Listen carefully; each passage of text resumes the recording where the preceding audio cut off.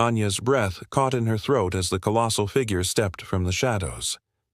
The sheer size of the bear was staggering, easily twice the height of a man with muscles rippling beneath a coat of dark, matted fur. Scars crisscrossed its body, the map of a life carved in survival and violence. Its eyes, sharp as flint, scanned the group like a predator assessing prey. "Bear!" someone screamed. The group erupted into chaos. Equipment clattered to the ground. 2 men stumbled backward, another tripped and fell. A researcher reached for a flare gun. One of the local guides shouted, "Get back, now!" But Anya stood frozen. Her heart pounded with a rhythm older than memory. She couldn't move, couldn't breathe. That growl, low, thunderous, familiar, shook something loose in her chest.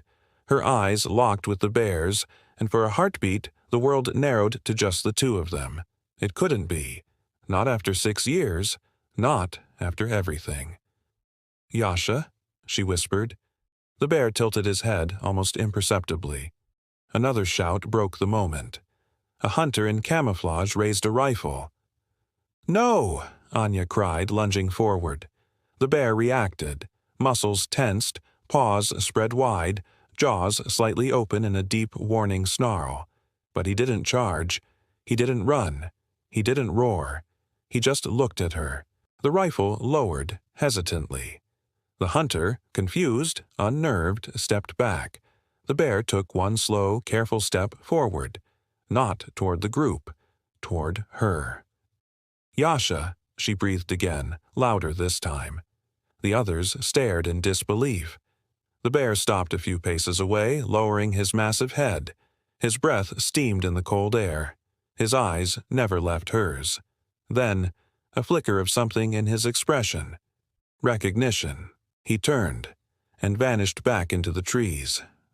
The silence that followed was suffocating.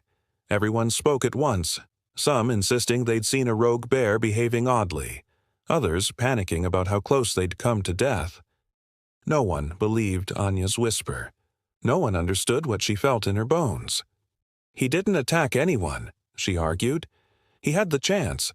He could have killed us all, but he didn't." "That thing was enormous," one of the researchers replied, still shaking. "Bears don't hesitate. It was sizing us up." "No, he remembered me." Her voice trembled. "He knew me." They didn't believe her. Again. Back at the village, the news traveled faster than wildfire. A massive bear, larger than any seen in generations, had returned to the forest. Some said it was drawn by blood, others by the curse of the child who once sheltered a cub. Anya. The old villagers whispered and pointed. "It's her," they muttered. "She brought the beast." One old woman spat at Anya's feet. Another crossed herself and turned away. The rumors turned to anger. Then to fear. Soon a call was made to the regional authorities. A team of professional hunters was dispatched. Their orders were simple: find and neutralize the threat. Anya's parents tried to stop her from going out again, but she wouldn't listen. She watched as trucks rolled into the village loaded with cages, nets, and rifles. Men in uniforms emerged, cold-eyed professionals who didn't care for fairy tales or childhood bonds. They spoke only in terms of danger, risk, containment. Anya pleaded with them. "He's not dangerous. He's not what you think he is." But the lead hunter only scoffed. "It's a bear, girl. A wild one. They don't love. They survive." She turned to the villagers, desperate. "You all remember. I saved him. You know I raised him. He's not just some animal." But fear made people cruel. The same faces that once pitied her now glared with suspicion. "You cursed us once," someone said. "Don't do it again." The hunters moved quickly. Within hours, they'd scattered bait throughout the woods. Dead meat, blood-soaked cloth, and sedative-laced carcasses. They placed motion-triggered nets and concealed tranquilizer guns along key trails. Their plan was simple: lure the bear, trap it, and put it down if necessary. Anya was frantic. That night, while the village slept, She crept out with a flashlight and a backpack full of dried berries, Yasha's favorite. She knew he wouldn't be fooled by the traps, but if he came too close, she had to warn him. The forest was darker than ever. Each step felt heavier, louder. Her breath fogged the air as she whispered his name. Yasha.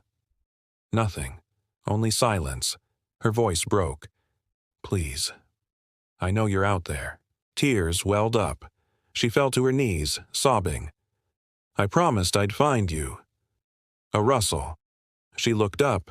There, just at the edge of her light beam, stood the silhouette of a bear. Massive. Still, watching. Her breath hitched. He stepped forward. His fur was streaked with dried mud and snow. His eyes reflected her flashlight like molten gold. But there was something in them. Something gentle, human, familiar. Yasha, she said, rising slowly to her feet. He didn't move. She stepped closer, holding out a hand. They're going to hurt you.